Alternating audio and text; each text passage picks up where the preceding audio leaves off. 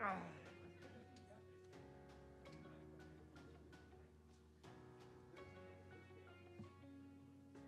you? Yeah, right. Sean, where do you live? Is that where you live too? Oh. What street are you on? Chatelaine? Testing.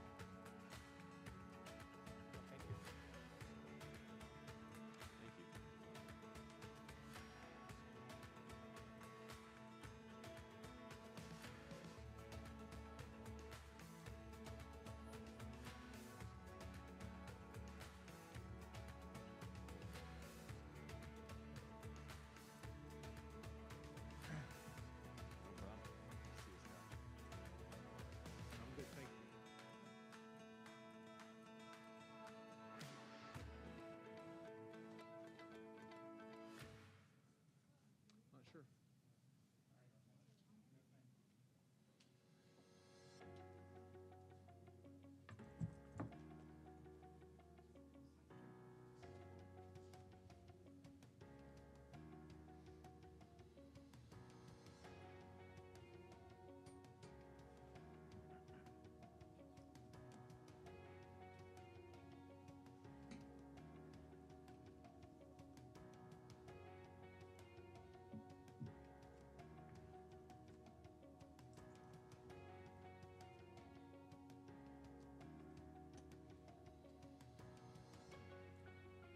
Ward, you're good to go?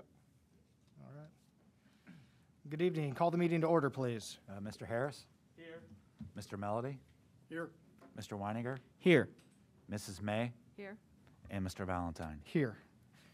Pledge of Allegiance. Mr. Harris, will you please lead us? Yes, please stand. I pledge allegiance to the flag of the United States of America and to the republic for which it stands, one nation, under God, indivisible, with liberty and justice for all.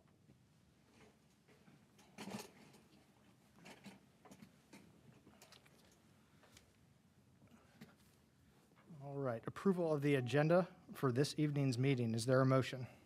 So moved. Moved by Mrs. May. Is there a second? Second. Second by Mr. Melody. Questions or comments? We have executive session at the tail end. No action coming out of executive session. All right. Call the roll, please. Mrs. May? Yes. Mr. Melody? Yes. Mr. Harris? Yes. Mr. Weininger? Yes. And Mr. Valentine. Yes. Motion passes 5-0. COVID-19 discussion. Dr. Hoadley. Thank you, Mr. Valentine. I think this is a meeting that many in our community have longed to have, and so we're at a place right now for many reasons why we can entertain a discussion about moving from the hybrid model into full in. All of you are aware that our cases across Franklin County as well as Central Ohio have been decreasing greatly, and even more so over the last 3 weeks, the majority of our faculty and staff have received both stages of the COVID vaccination. We are just blessed all the way through here to have so many people really pulling at the rope in the same direction. We have had, as our community is aware, multiple different medical committees that have been operating since early September on a weekly basis. We have several members of our committee here tonight to share really their insights from a medical standpoint. So we'll hear from them first, and then we'll open up for the board to hear operational discussions from that point on. So with us tonight, we have 3 members from our doctors committee that meets every Thursday at 8 p.m. Our data metrics committee, we have Dr. Steve Kirkby, Dr. Sean Alloward, and Dr. Naveen Singri. Gentlemen, thank you so much for not just being here tonight, but moreover, every Thursday night you've been here on Zoom meetings, just helping us dissect the data and make sure that we have decisions that are in the best interest and safety of our students and staff. So I'll turn it over to you. It's our pleasure. Thank you, everyone. I'd like to start reading a statement that Dr. Aylward and I will deliver, and then we'd be happy to entertain questions later on. Dear members of the board, Dr. Hoadley, Dublin City Schools staff and teachers, students, and all members of the Dublin community. We are representatives of the COVID Data and Metrics Committee comprised of physicians and researchers from numerous healthcare systems and from pediatric and adult medical practices. All of us are parents and live within the district. Our committee was formed in the summer of 2020, and we were tasked with helping the district identify, track, and analyze indicators that would be used by the Board of Education in deciding the optimal mode of learning during the pandemic. We want to thank the Dublin community for all the work and sacrifice that each of you have made over the past year. Every student, parent, teacher, school staff member, and each member of our community has been affected at home, at school, and in the workplace. The Board of Education and Dr. Hoadley have consistently indicated to our group and to the Dublin community the desire for Dublin City Schools to return to full in-person learning as soon as it is safely possible. As a committee, we have met with members of the board, Dr. Hoadley, and other district administrators, as well as school nurses and a representative from the Dublin Education Association. This fall, we developed the district decision-making tool to help determine and guide transitions in mode of learning. Since that time, there's been a tremendous amount of new knowledge, science, and expert health opinions. We have incorporated all of these factors into our regular and deliberate analysis. We have thoroughly reviewed available published scientific studies on the transmission of COVID within schools, guidance from the CDC and other professional societies, as well as expert opinion from local, state, and national public health organizations and leaders. Furthermore, each week we review the available data on COVID case rates and testing positivity within our community. We also carefully monitor the number of confirmed cases and quarantines among DCS students and staff, absentee rates, and the effect that COVID may have on specific buildings or school levels. Our committee also considers the effects of remote learning on students' academic performance, mental health, and other measures of well-being. We are confident that Dublin Schools data demonstrate that during the 2021 school year so far, there has been very little COVID transmission from student to student, student and staff, or staff to staff. In fact, the numbers have shown that potential confirmed cases of acquisition of COVID are much more likely to have occurred in the community or at home. This is very consistent with published studies from the CDC and other large research groups, as well as available data from the state of Ohio. As a specific example of how low rates of transmission in school settings have changed policy, over the last 2 months, the state of Ohio, Franklin County, and DCS have implemented modified quarantines, where students can continue to learn in school despite an in-school setting COVID exposure. Furthermore, several public school districts here in Central Ohio and elsewhere have engaged in full-person learning and have not experienced spikes in COVID rates. COVID mitigation strategies within schools are essential for safe and successful in-person learning. Dublin City Schools has designed and implemented numerous protocols and policies to focus on 5 key mitigation strategies. Number 1, mask wearing. Number 2, hand hygiene. 3, social distancing. 4, contact tracing. And 5, cleaning and disinfecting. The district has spent considerable time, focus, and energy to improve in each of these 5 areas. Our data committee helped design and implement a survey of teachers and school building administrators, which has highlighted areas of strength and opportunities for improvement. This feedback from frontline educators has been invaluable, and the district has implemented numerous measures to make mitigation successful. We believe that the district's success in mitigation strategies are the key reason why COVID transmission in schools have been so low. This highlights the outstanding work that the district, each school building, every teacher, every custodian, every bus driver, and every student has done in adhering to key mitigation strategies to minimize spread. In addition, the Dublin community has played a vital role in mitigation by mask wearing, social distancing, and making choices that have helped minimize the spread of infection. The ability to even consider a move forward in mode of learning would not be possible without the sacrifices that all of us have made. Parents and students will need to continue to emphasize and reinforce techniques for proper and complete masking. We all need to continue to be vigilant outside of school to limit community spread. This will help minimize the risk of reintroducing COVID into our schools. The development of highly effective COVID vaccines has clearly been a tremendous benefit in the fight against COVID. All DCS teachers and staff have now had the opportunity to receive their second vaccine. Published vaccine study results indicate that our essential DCS school educators and staff are upwards of 94% protected from the acquisition of COVID in the upcoming months. We encourage all members of the community to get vaccinated when possible. We recognize and certainly acknowledge that full in-person learning means that strict 6 feet social distancing is not possible in the classroom. Many members of the community are likely concerned with lowering the minimally acceptable social distance, particularly in context of recent CDC recommendations of physical distancing of 6 feet or more to the greatest extent possible. While 6 feet distance is considered the gold standard, and numerous studies have demonstrated the safety of learning at 6 feet, no study has demonstrated that there is a higher risk when physically distanced is lowered within a classroom of fully masked students and teachers who are maintaining a high level of focus on other key factors of mitigation.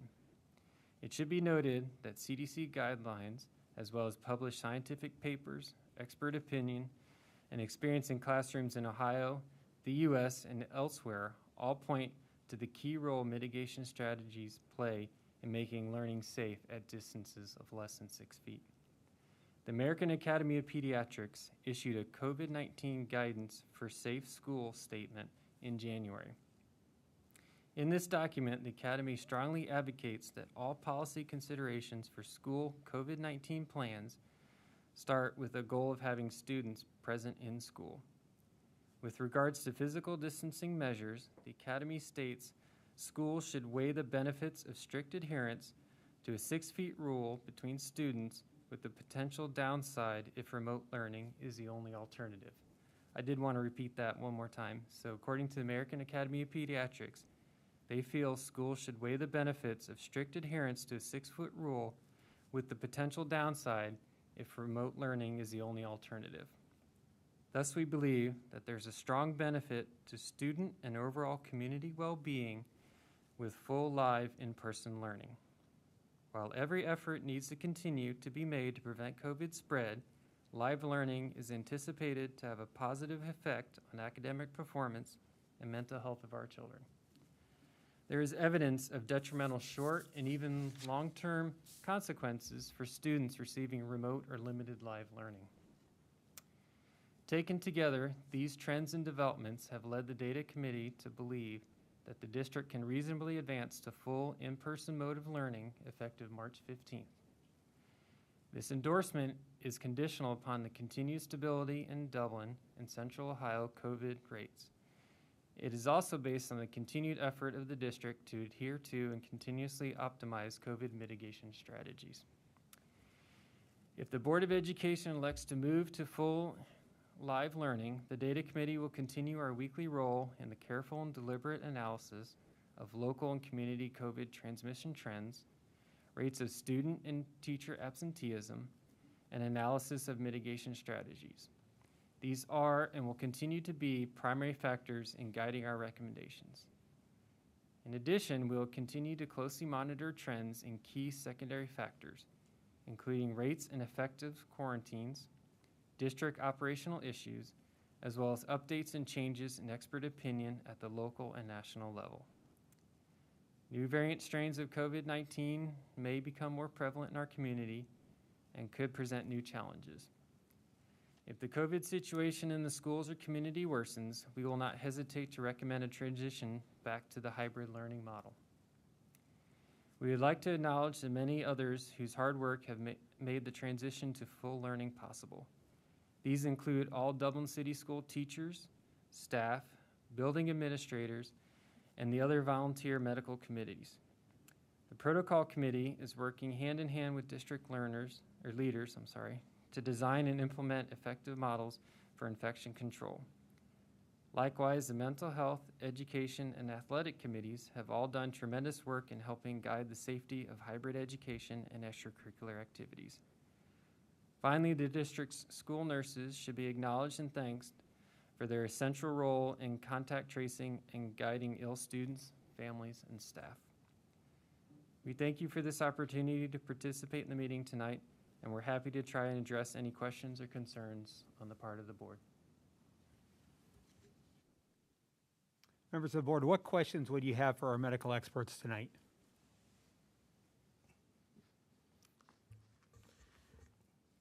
Go ahead, Rick. We continually get updates from the Franklin County Public Health Department and the state of Ohio. Do you have any general comments on the trends right now and what you see in the trends? You know, I'm not an expert, so it's best to listen to experts. I mean, the trends have been improving week after week. I think the state rate for positivity has been between 6 and 8% the last several weeks. I think the cases per 100,000 in the last 7 days has been around 110, 120, trying to get to that magic number of under 100. So we've seen a drop in case rates, positivity rates, hospital rates, admission rates for the last probably 8 weeks now in a row. So all good news. But, you know, we've kind of plateaued the last couple weeks, so obviously the concern is, you know, everyone's happy, everyone feels good. We still want them to be careful out there and wear those masks and do all the right things. And that's one of the key recommendations from your committee, is that we can't let down on all the things that we have in place to mitigate COVID. So that's an important part of what you're recommending. Absolutely. Thank you. Mr. Weininger, if I could add, I was on a call this morning with Dr. Makita Brown, who's the Columbus Public Health, and she shared specifically, and Dr. Singri mentioned the cases per 100,000 dropping. It's again for like the eighth week in a row. Cases have dropped. Last week they dropped by 4.3%, and specifically the positivity rate in Franklin County was 5%. So it continues to drop. And again, we're seeing that in our schools. When you look at the number of COVID positive students, COVID positive teachers, and those in quarantine, our numbers are drastically different than even in early January. You go back 2 months ago, and it's a night and day difference. So again, I would just continue to echo the comments of our medical experts. We don't want to have COVID fatigue. We don't want to let up. We've got to keep vigilant. We've got to sprint through the finish line. But everything is going right now from a data standpoint in a very positive direction.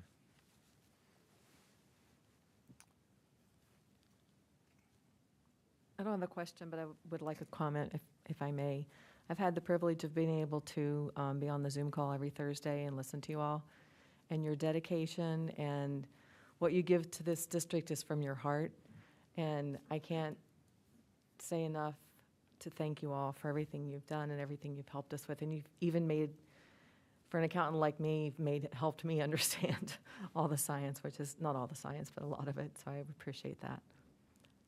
We're a better district for you all, so thank you.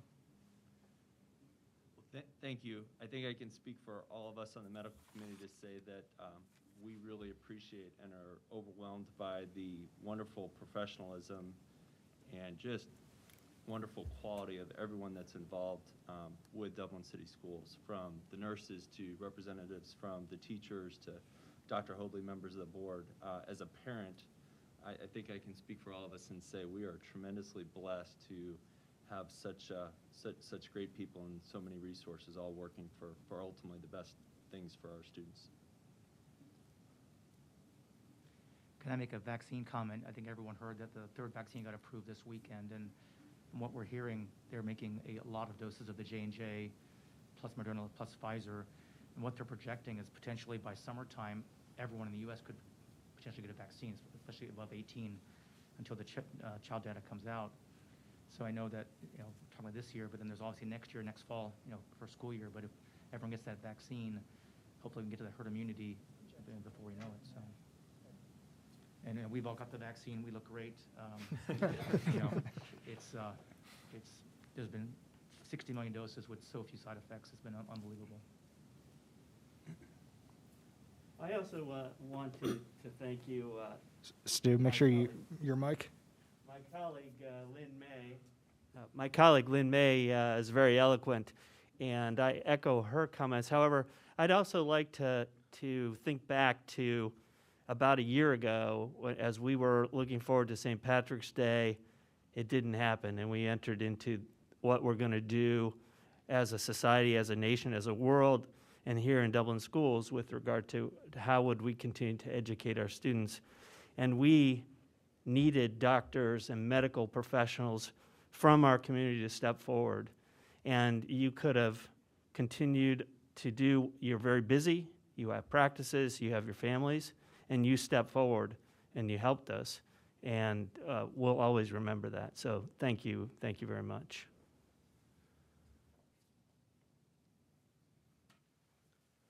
So I do have kind of one question and then a few comments.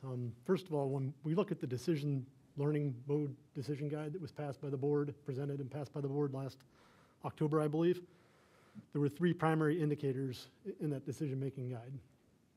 Number one being cases less than, for at least full N, cases less than 50,000 per, or 50 cases per 100,000. We have not met that goal yet. I mean, rates are declining, but we have not met less than 50 cases per 100,000. And when we look at the 5 mitigation strategies, I don't feel that we have met those either. As you stated, we are making progress towards those. When we do the mitigation survey and looking at the comments, we're not meeting the goals within the survey and the comments. There's still some room for improvement. The one goal we are meeting, the one primary indicator we are meeting is the absentee rate. Both student and staff is below the baseline, which is extremely positive. Probably a number of factors contributing to that, which is good. So overall, in that decision-making guide, we had indicated that we wanted to have 2 of the 3 primary indicators met in order to make a change in learning mode to more in-person, and we have not met that at this time. So I know there are other secondary factors that have been evaluated. Sure, absolutely. So thanks for the question and comment. I think it's probably a question that's shared by many in the community.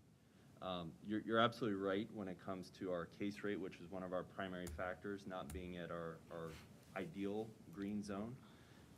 The decision-making tool was really based on a concept of if we met and had a sustained favorable level with 2 of the 3 factors.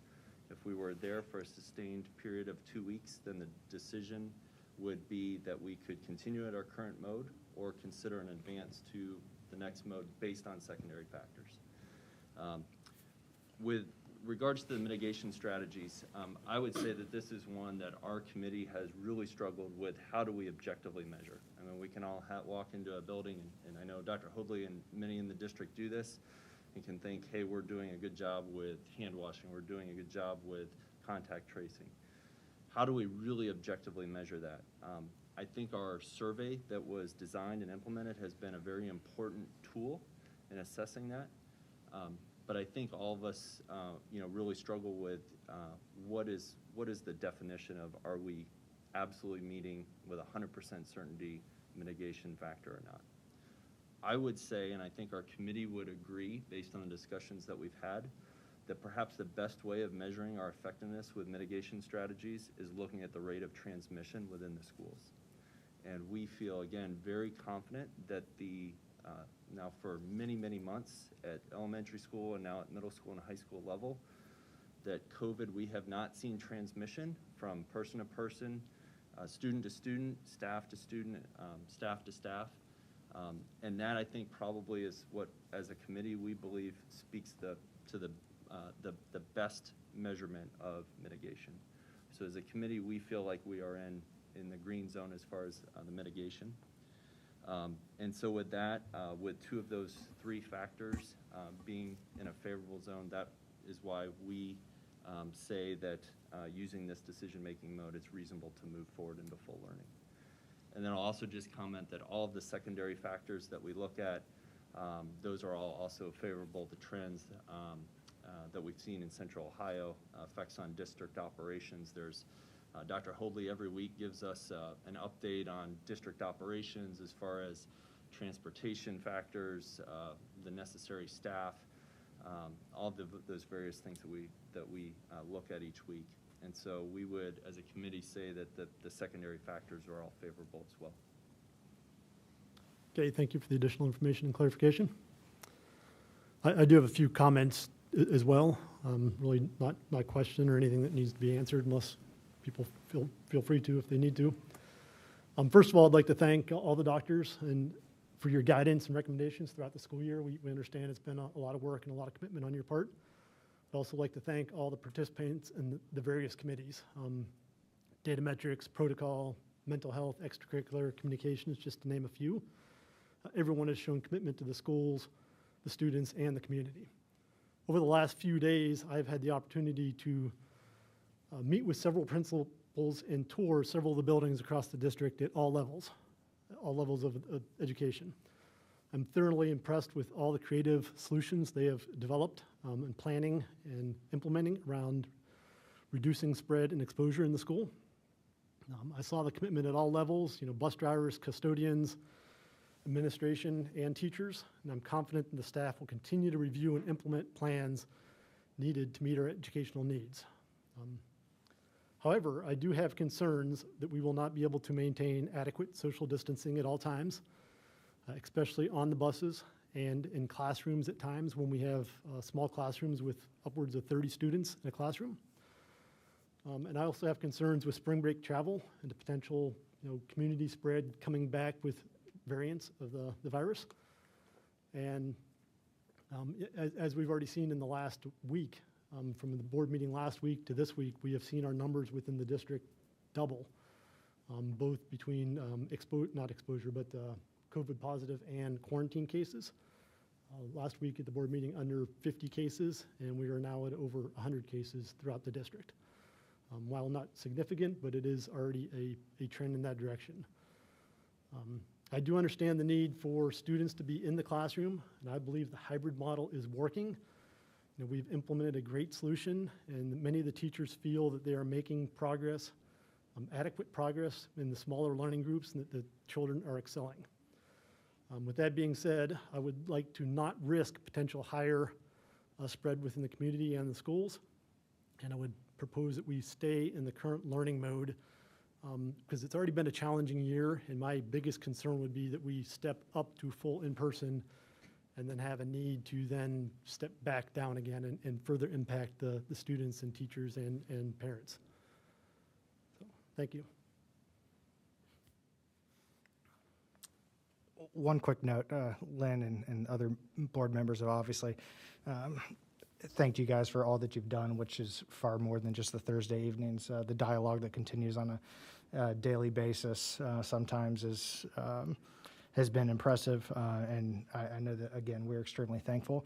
This letter or statement that was read tonight, I know that it was also circulated or given to members of especially with the protocol committee. What was the feedback that you guys were provided from members of the protocol committee as far as the medical professionals? The protocol committee, there was, all of the comments that were received were in support of our statement, and we're in agreement with it. All right, thank you. Also, just to add, one of our members actually serves on both committees, and so this is something that we hear feedback on at a weekly level, and I know that the protocol committee has been aware of where some of our thoughts were heading over these last couple of weeks. Thank you. Anything else before we shift into Ms. O'Connor, and then we'll flip into Donna, if you want to come up.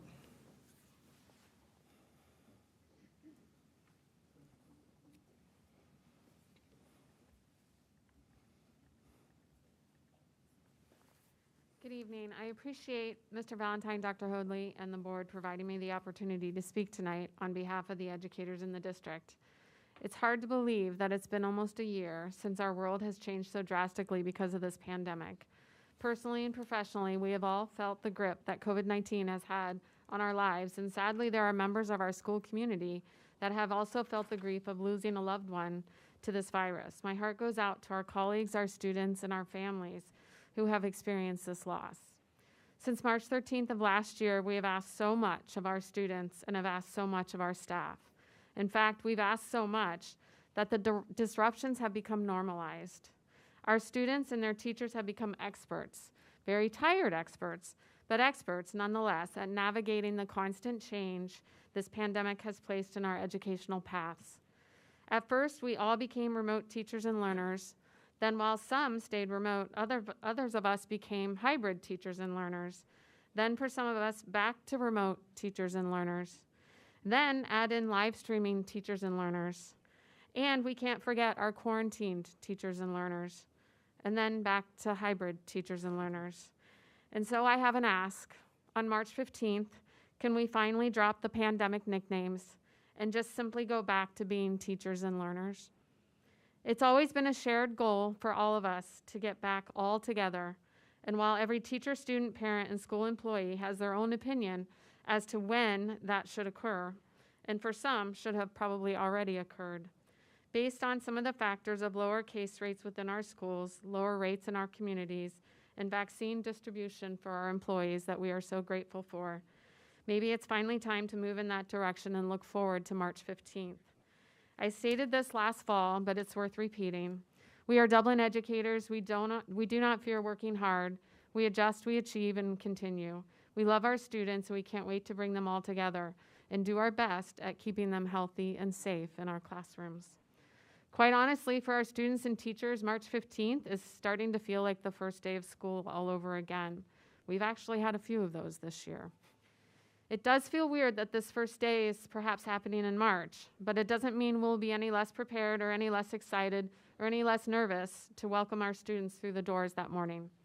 I did make a joke with Mr. Valentine last week and wondered if he and the board realized that this new first day of school was happening the day after spring daylight savings time change, and we all lose an hour of sleep.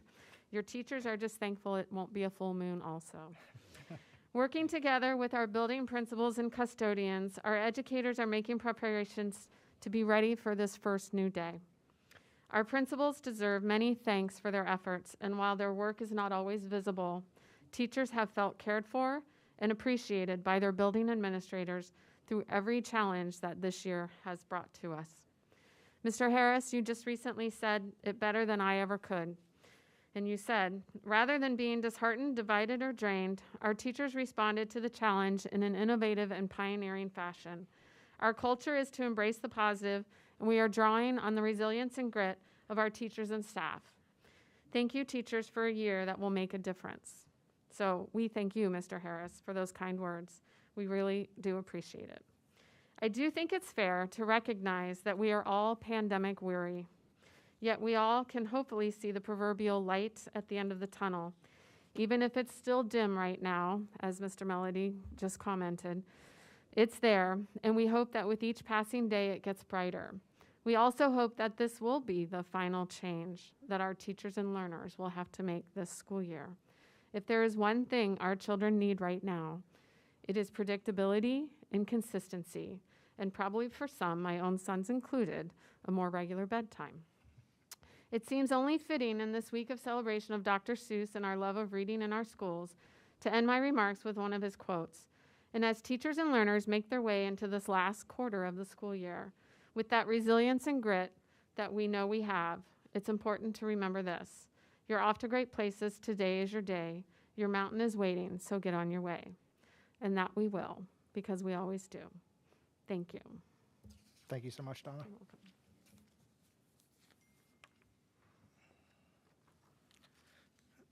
Dr. Hoadley, if you want to get into operations and if there's questions that members of the board have after that. Sure. So let me go right down the pike. Let me bring Tom and Tyler in first, and if you guys could come up to the podium and just give an update. The members of the board have access to your spreadsheet. Again, great work, great leadership on your part. Tom, if you could brief us on the efforts at the middle school and high school. Absolutely. So I get to follow Donna. That's I would say I'm proud of our people, and at the middle school, at the high school level. Good evening, members of the board, Dr. Hoadley. Quick update, mitigation surveys were mentioned, and Tyler Wolf and I send those out to our building principals, so we send the percentages out, the comments. It leads to powerful discussions within the buildings. And so I've been very pleased talking to our principals who repeatedly say, we have this. We talk about getting ready for potential full return. Each of the buildings have had conversations regarding the mitigation survey results, and keeping the lines of communication open with all members of our staff has been very important. The comments, and Mr. Weiniger was mentioning before the meeting, our principals are working on announcements so that we can reiterate all the things that we've been doing since we came back to school. So these conversations are being had, part of the extracurricular COVID committee, and we work with a lot of great doctors talking about our student athletes. Dr. Hospital and Dr. Whitehead are our team doctors, but also have had the chance via Zoom to meet Dr. Urbana and Dr. DeWalt, community members. Look forward to meeting them in person at a meeting sometime. But talking about keeping our kids safe in our buildings. Special shout out to operations because they stepped up this past week and put in an order for additional furniture so that we could spread our kids out, primarily the 6 feet in the lunchrooms, and then to get to 3 feet, some additional furniture that's there. Amy Saleh in transportation has been a rock star all year. We're also talking about Mr. Stark, 30-day shields, and getting some additional protocols in place for our buildings to make sure that we keep our buildings clean. And I think in our buildings, we have begun this week to drill down to the classroom level, and really at the high school, if you think about it, we have 7 periods. They're now working on the couple of periods that we might have a teacher who has larger numbers of kids when we start talking about 3 feet, and the building principals are prepared. We moved at Carr Middle School, Brooke Menduni, the principal, tested choir in the library today just to see how the sound was going to work in the library. So we have double classrooms, we have some larger rooms, but the point for our secondary teachers is that they're working with their building administrators, and now we're getting to, with a week and a half to go, we're getting down to the period, knowing exactly those final couple of moves. Some of our teachers, RLA teachers, have been very flexible throughout the year, but moving classrooms to give a larger classroom to another teacher. So I think that would be an overview. Very proud of our people, all levels of the organization, to get us ready for March 15th.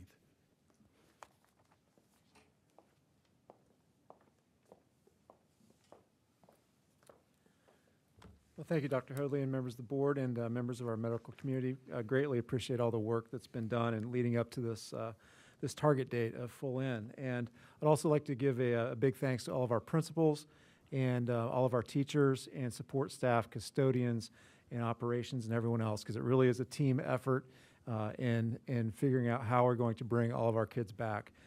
So I just want to give you a quick update about the planning, the logistics, and some of the actions that we've been taking at the elementary level to ensure a safe return for all the students. So all of our principals have been working on completing activities that on the spreadsheet that you all have access to. And those include figuring out ways to serve lunch and breakfast for students in the cafeterias at a safe 6-foot distance. A lot of that includes increased supervision. It includes increasing the hours of our Chartwell staff. It includes purchasing more furniture to be installed in the cafeteria, extending lunch times, things like that, so that we can have a safe 6-foot distance for students to eat without their masks in the cafeteria. Fortunately, all of our principals have worked with their staffs to figure out how to do that. So we feel confident that that will be able to take place in each of our schools. We've worked closely with operations, and we'd like to thank them for all of their help with ordering furniture that's been requested by our principals. At first, we thought that we would need a lot more, and with the help of Jeff and Shalina and other members of operations, we've been able to bring some desks out of hibernation in operations, and also to purchase some things that we'll be able to continue to use once we pass this period of time, so that furniture won't go to waste. We will definitely use it moving forward. Our head custodians will be working to rearrange furniture in classrooms and to store excess furniture in spaces in the buildings so that we can ensure or aspire to 3 feet of distance in classrooms. There are some classrooms where 3 feet of distancing will be difficult, and our principals continue to work with the teachers to find creative ways to alleviate some of that pressure.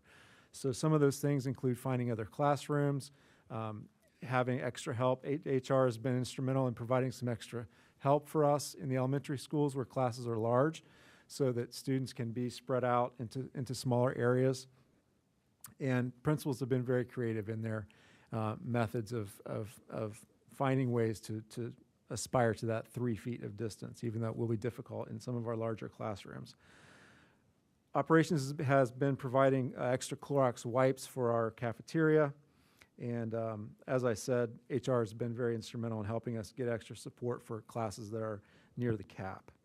Another thing with Chartwells, they've been very cooperative and flexible with providing breakfast in a grab-and-go type of environment the night before, so that students will have that breakfast, but they'll still be able to, we'll have efficient operations in the building in the mornings, so that will be a much advantage for us. So our principals have been focusing on basically those 4 or 5 mitigation things that we continue to talk about. It's the 3 feet, aspiring to 3 feet of distance in the classrooms, 6 feet of distance during lunch and eating periods, consistent wearing of masks, hand washing and cleanliness, and protocols around shared materials. So I'd also like to thank Chris Andrus for providing the latest protocols for us and keeping us updated on all of those. And our principals have those at their fingertips and are working hard to abide by all of those. So that's my elementary update. So any questions? I'm happy to take any questions. Kind of a question for both you and Tom, and these are just more clarification for the community. I had 2 things. One, Tom, I had emailed you and you responded earlier this week on, but I think it's relevant for members of the community to know the difference. But first, I'll give you the easy one, Tyler. And Todd, you answered this as well. School lunches that have been provided, they'll continue to be provided through when? That's correct. I believe Dr. Hurley sent an email out. It was end of June, I believe. Is that correct? Yeah, so end of June. Those will be provided till the end of June. And we've luckily been able to work with Chartwells about making efficiency in the cafeteria for lunch pickup, smooth, so there's not a lot of, need for close proximity or using keypads and all that sort of thing. So we've worked those things out. Awesome. Next one's for Tom. Tom, I emailed you on the difference on modified quarantine for students in school versus the extracurricular component. I've gotten that question a few times now from members of our community. If you don't mind explaining why and why we follow that, where that comes from, and that it's bigger than necessarily a Dublin policy. Absolutely. It's a great question. So the modified quarantine was put in place, and it was probably in January. I remember sending out the guidelines from Franklin County Health Department to our buildings, to our building principals, athletic directors. We had this conversation with our extracurricular COVID committee, with our team doctors and our community doctors. And basically, it's to keep our students in school because the rate of COVID spread, in my understanding, relatively low in schools. If a student would be contact traced either on a school bus to or from school or while in class, they are allowed to come to school as long as they don't exhibit any symptoms of COVID, so that the goal is to keep kids in school. The conversation as it gets into athletics is that a student is not allowed to, the modified quarantine only pertains to school, so riding to school, going to school, and going home. So a student could be in class under a modified quarantine, but they would not be allowed to participate in sports, and they shouldn't be out and about in the community. They should go home after they go to school. So that is, you know, a difficult question, but that is not a Dublin City Schools protocol. That's Franklin County Health Department through Ohio Department of Health. So now the hope at some point is that maybe Ohio Department of Health and Franklin County Health would look at some of the contact tracing in terms of athletics, because if our team docs and our COVID community docs were here tonight, they would say that the rate of COVID transmission in athletics is also very minimal compared to, and why we keep reinforcing our students to follow the mitigation strategies when they're at home, because the likelihood of spreading COVID is much greater at home and out in the community. So, Mr. Valentine, I hope that answers your question. It's absolutely. a modified quarantine, and it's designed to keep kids in school who potentially would be contact traced and would have to be in quarantine at home. But unfortunately, it does not extend to athletics. Thank you. Just to follow up on one item that Chris talked about in terms of the lunches continuing to be provided, are we going to provide lunches for those that need it over spring break as well? Does Yes, we will. Am I good here, Mr. Gill? We will be providing lunches over spring break, and the nice thing about the federal program that's providing lunches for free through June 30th is our summer program usually goes up to July 4th. So that'll not only cover spring break, it'll cover most of our summer program as well, which usually ends right around July 4th holiday. Thank you. Other questions for Tom and Tyler? All right, thank you, gentlemen. Great work on your part. For Gail and Jeff, I'd like you guys to speak about, Gail, obviously the personnel piece, and Jeff also for the operations, maybe circle back on the lunches. But I'd like you guys, if you would, be so kind to use the podium. I just want to make sure that our viewers at home can not only see you, but hear you clearly, because this is really important information for the members of our community. Thanks, guys. Good evening. I guess the first thing that I would say is over the last several weeks, as we anticipated a potential return to all of our students on March 15th, we've been working very closely with Tyler and Tom to identify, on the staffing side, where we may need additional support to ensure that our students and our staff are safe. A couple things that you will see that are related to that on the March 8th board agenda. You may recall there are building educational attendants, our cafeteria aides. We did have a RIF earlier in the year because at the elementary level, those folks weren't needed for lunch. So you will see a recall of all of those building educational attendants that are available to come back because they're needed in the cafeterias to support lunch. The other thing that you will see on the March 8th agenda is you might remember library paraprofessionals. Again, the library was not functioning in the same way at the elementary level during hybrid as it will be when we return. So you'll see a number of library paraprofessionals asking to hire new library paraprofessionals, and also some of our current employees that will be transitioning into those roles to, again, provide supervision and support in the library.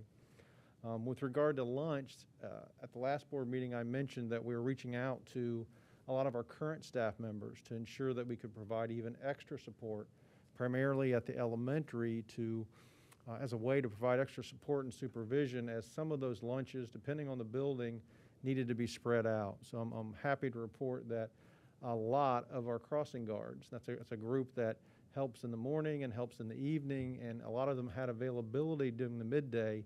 They already know our students and are going to provide extra support in the buildings. So work with every single elementary principal to provide them extra support for that elementary lunches. And I think they feel really good about that. It's something that I work with Tyler on very closely. The other thing Tyler touched on is we do have, I would tell you that the elementary sections, so if you look as a whole, the number of students in first grade across the district all the way through fifth grade and kindergarten are lower than they typically are, pretty significantly in comparison to last year. A couple things go into that. As you know, you reduce the caps. As a Board of Education made that decision. In addition to that, the reduction of folks that are going to the RLA and the splitting of teachers, it all rolled into, you know, what I would tell you is pretty unusually low class sizes in the elementary level.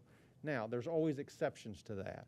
And we did look at those exceptions, and working with Tyler, have provided extra paraprofessionals. So if there is a classroom that, you know, has a large classroom, they'll have a paraprofessional that will be able to rotate students in small groups. So we've tried to address sort of the pinch points as we see them. So that's what I would say on the staffing side, and there may be more. As we prepare and roll into March 15th, you know, Tyler and the principals may identify another pinch point. But whatever that pinch point will be, we'll ensure that they have what they need to keep our kids safe.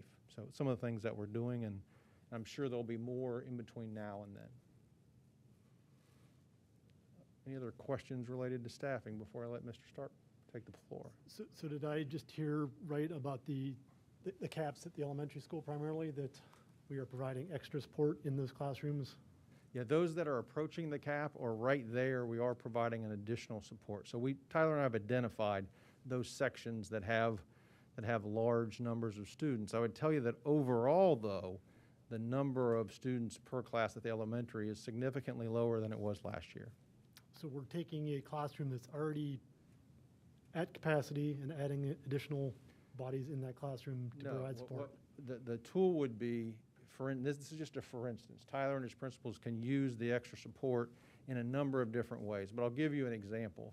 If I have a classroom of a former fourth grade teacher and I have a fourth grade classroom that is approaching the cap, maybe they're close to 26 or 28 students. If I'm afforded a paraprofessional, then I can have that paraprofessional work with a small group of kids outside my classroom.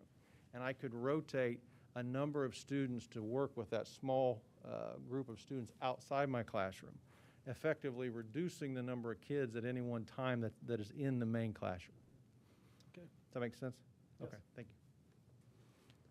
Chris, this may come up about the quarantine rules if you're vaccinated. So the staff, if you're vaccinated and you're exposed to a child and you're vaccinated for 2 weeks later, you don't have to be quarantined yourself. So in case there's a question about that. Thank you. Okay. Thank you.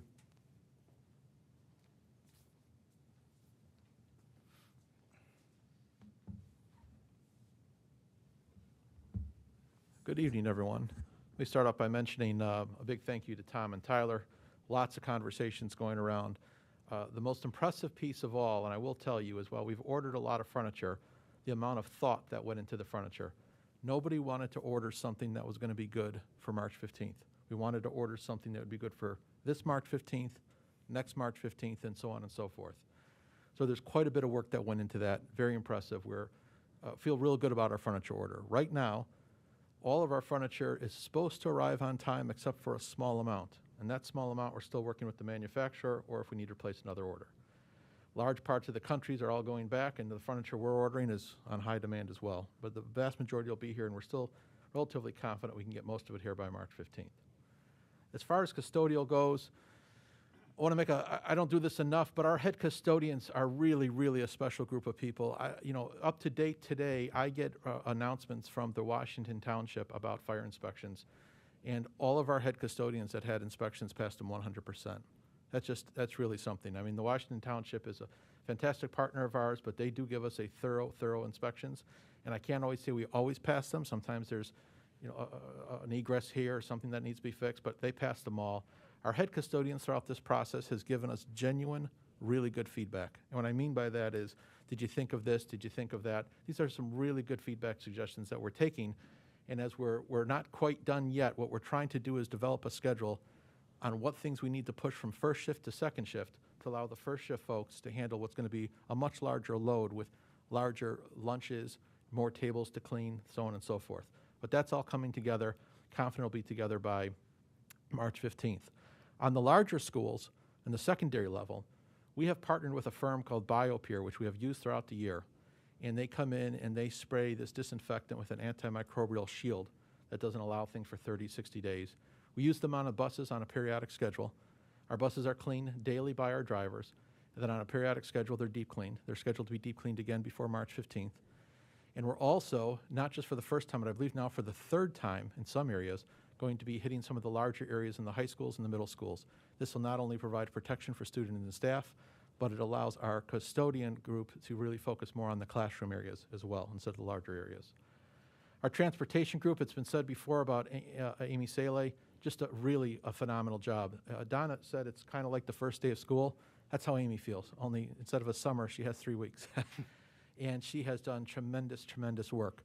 I will say that Amy's ironing out the final shuttles. We have most of our routes are ready to go.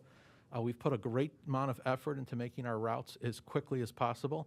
I mentioned at our last board meeting, we're thinking the average route's around 10 to 14 minutes. And that doesn't mean the student's going to be on for the full 10 to 14. That just means the route's for 10 to 14 minutes. So we're confident going to be ready there.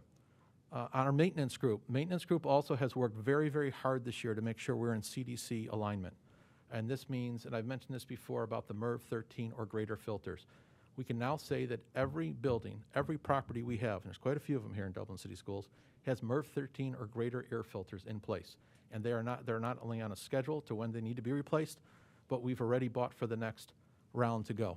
Because you can imagine how hard these are to get right now. So we're one step ahead. We keep remaining one step ahead for inventory purposes. We also are monitoring the fresh air that's being brought into the building. So again, the only times we throttle down fresh air is on extremely hot days when it's too much humidity or extremely cold days. We're right in the sweet spot right now. We're nearly, it's not too hot, it's not too cold. I'm sure there's a Dr. Seuss line in there, but I just don't know it offhand, but we're good there. And lastly, our technology group, we have been monitoring our bandwidth since this has all began. We've had a lot of virtual classes and remote learning and making sure we can handle this. We've increased our bandwidth last year. The board approved a move from 2 gig to 4 gig with Meta Solutions. And we have not even reached half of that during the remote learning. So we're quite confident that when all the students come back, even with those still on RLA, we'll be able to take that. And we've been monitoring that literally on a daily basis and keeping track of that. So at this point, we feel very, very confident in taking this on. And Dr. Deagle and myself have set up a meeting with all the principals at the end of the day, Tuesday, March 16th, really to get direct feedback on what's working and what's not working. And the reason we're doing it in a couple days is first day is going to be exhausting for everyone, just let's get past that. But by the end of the second day, just what's working well, what have we missed, what have we thought was going to work and didn't work. We want to catch that early on so we can start making corrections right away. So that'll happen at the end of the day, Tuesday. And that's the update we have for operations. A question around cleaning. Yes. It was mentioned earlier that the lunch periods are going to be extended in many of the buildings. So during those extended lunch periods, 3, sometimes almost 4 hours throughout the day, the custodian staff will be primarily dedicated to the lunchroom and cleaning the lunchroom between changeover. Is there going to be extra help brought into the building to clean the high-touch areas and the restrooms and those aspects that will be not taken care of during lunch periods? There will be extra help where we can get it. We'll be posting some positions, but we are up. Our staffing levels are right where they were. Actually, we have more staff now than we even had last year when we were all in. So we are working on some schedules on when to get them a break to make sure our custodians do get a break during that period. But we're relatively confident that with our staffing levels where they were, especially since we have more staff now than we even had before the pandemic, that we'll be ready to take care of the schools for the cleaning piece.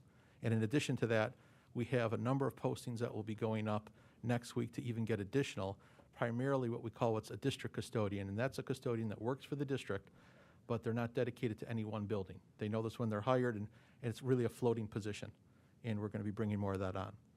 So, and the market has opened up a little bit to start hiring. It was not like that last summer at all, and now it's opening up a little bit, so we're going to start posting that. And that's mostly for people who are taking off for vacation or sick or what have you. Okay, thank you.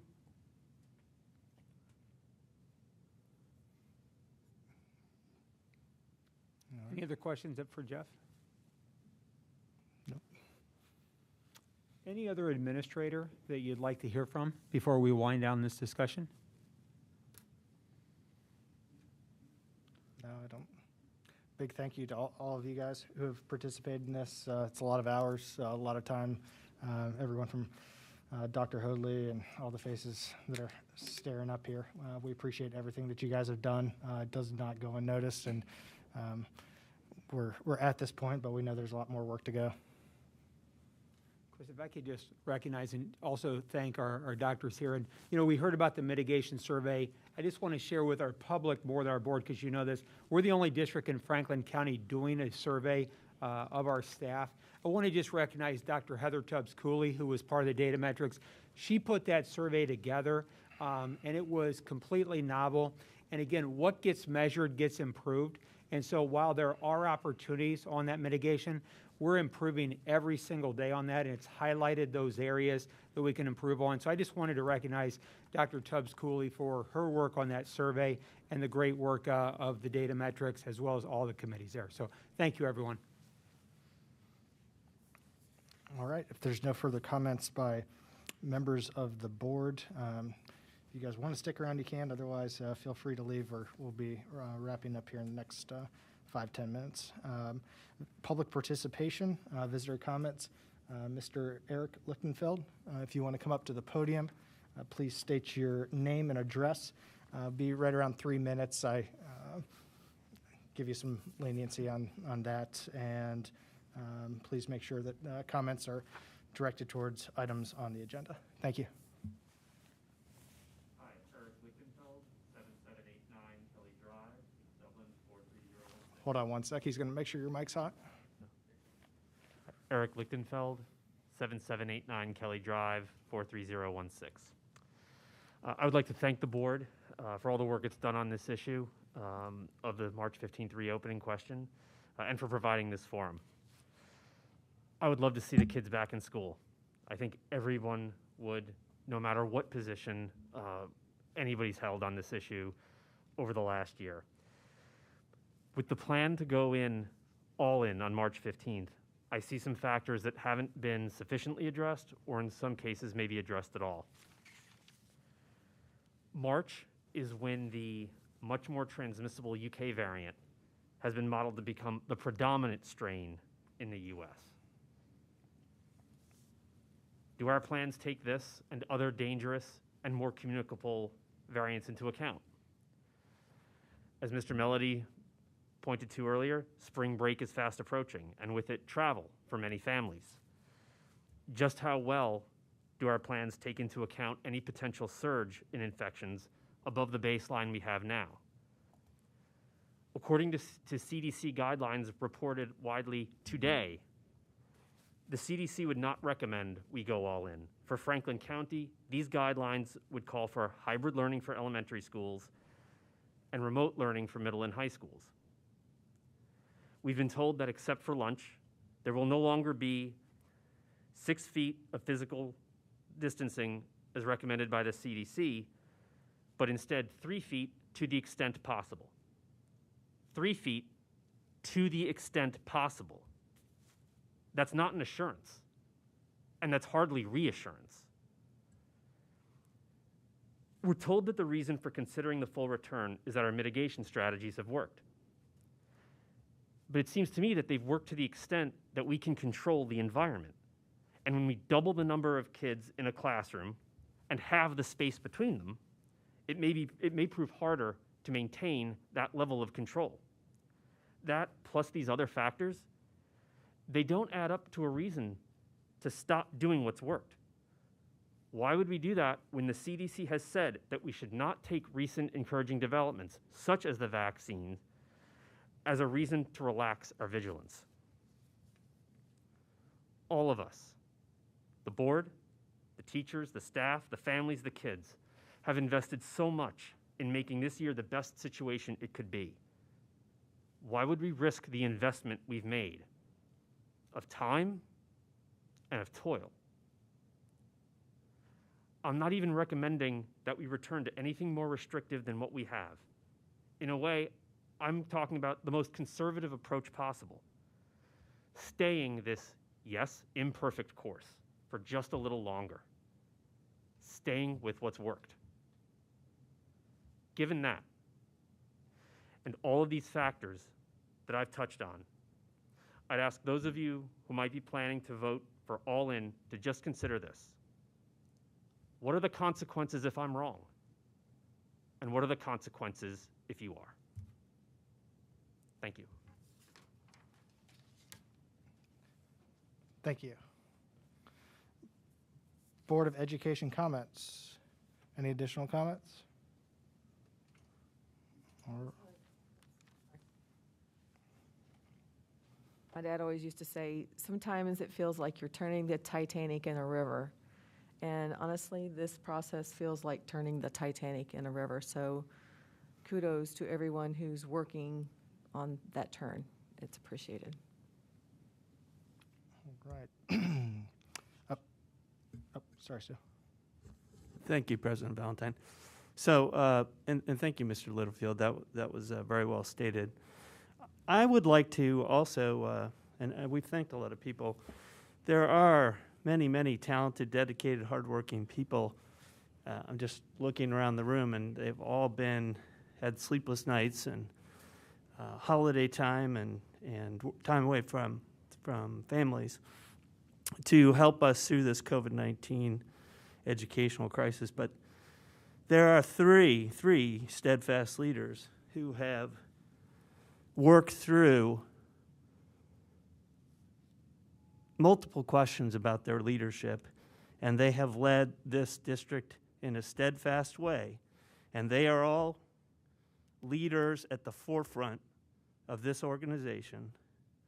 And that's Don O'Connor, President Chris Valentine, and Dr. Hoadley. Because talk about waking up in the middle of the night and trying to figure out whether you're making the right decision. I know everybody in this room has done that. But these three undoubtedly did it more than anyone else. So I wanted to thank you for your leadership, all three of you. Thank you. Thank you. All right. Approval of resolution to move to full in-person learning mode as of March 15th, 2021. It's recommended by the Board of Education to approve the attached resolution to move into the full in-person learning mode as of March 15th, 2021. We'll go ahead and read that at this time, and then we will take action. Whereas the Dublin City School District Board of Education adopted previous resolutions setting forth the considerations and processes for the district's transition among the various student learning models for 2020-2021 school year, and resolved that the board would make all decisions regarding movement among the school-based pathway options identified in the district's responsible restart plan. Whereas the board has continued to consider the guidance from the federal, state, and local health experts as it relates to COVID-19 and the safety of students in school, including the guidance and recommendation from the Dublin City Schools COVID-19 Committee recommendations to the superintendent, and review of local data through the district's participation in the Ohio State University COVID-19 Analytics and Targeted Surveillance Program. And the board remains committed to providing its students with face-to-face classroom learning while maintaining student safety protocols. Whereas the ever-growing data, research, and guidance from the health experts demonstrates that students are safe in school for face-to-face learning when safety protocols are in place. Whereas the Data Metrics Committee met on February 25th, 2021, and reviewed the considered above referenced data, research, and guidance, as well as discussion and feedback from the many district staff participating in that meeting, and gave its recommendation to the superintendent that a move to full in-person school learning was appropriate for all students at this time. Whereas the Data Metrics Committee cautioned that the community's commitment to maintaining safety protocols is crucial to slow the spread and to put the district in the best position to maintain a full in-learning model. whereas the board believes that student learning is best achieved face-to-face and that it can offer a safe opportunity for student learning at this time. Now, therefore, be it resolved that all Dublin City School District students at the elementary, middle, and high school levels not enrolled in the Remote Learning Academy will move to a full-in learning model as of Monday, March 15th, 2021. Now, therefore, be it further resolved that the superintendent may transition all or some of the buildings to hybrid or remote learning if staffing issues arise or such a move is otherwise necessary based upon guidance from the state, local, or federal health departments. Is there a motion? So moved. Moved by Mrs. May, second by Mr. Harris. Call the roll, please. Mrs. May? Yes. Mr. Harris? Yes. Mr. Melody? No. Mr. Weininger? Yes. And Mr. Valentine. Yes, motion passes 4-1. All right, executive session. In accordance with Ohio Revised Code 121.22G, 1, 2, 3, 4, 5, and 6, the Dublin Board of Education will go into executive session to consider 1, the B, employment of a public employee or official. Is there a motion? So move. Moved by Mr. Weininger. Is there a second? Second by Mrs. May. Call the roll, please. Mr. Weininger? Yes. Mrs. May? Yes. Mr. Harris? I vote no. Mr. Melody? Yes. And Mr. Valentine. Yes, motion passes 4-1. And there will be no action after executive session.